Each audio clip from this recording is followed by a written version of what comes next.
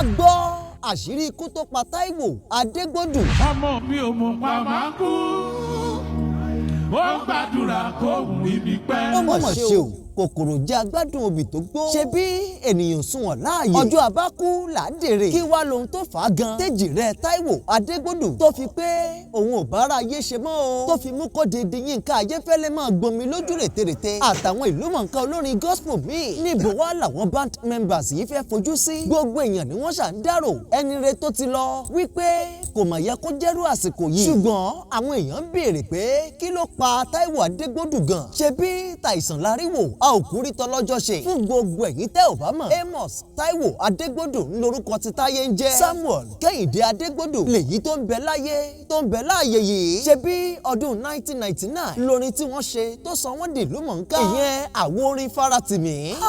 èjìrè Adegbodu ó ti wá di ọ̀kan ṣoṣo Adegbodu. ó ṣe ní láàánú púpọ̀ pé ọjọ́ tí wọ́n lò lọ show tó perform gidigidi. ǹjẹ́ kí wọ́n máa lọlé ló di pé wọ́n gbé dìgbàdìgbà lọ sílé ìwòsàn kó tó di pé ẹlẹ́kọ̀ọ́ ọ̀run polówó. ó mọ̀ ṣe bí àwáyé mákùn kan ò sí gbogbo wa la dágbádá ikú kò wá sẹ́ni tó kó bàbá rẹ̀ ò ní dìgbòrò. kọ́lọ́run ó bá wa foríjì Taiwo kó mú Kẹ́hìndé lọ́kàn lé láti tẹ̀síwájú nínú orin ìgbàgbọ́ tí wọ́n fi ń ṣayé lóore yìí. àmín àmín. ṣé pé àwa náà jà láyé ni ó mọ̀ ṣe o.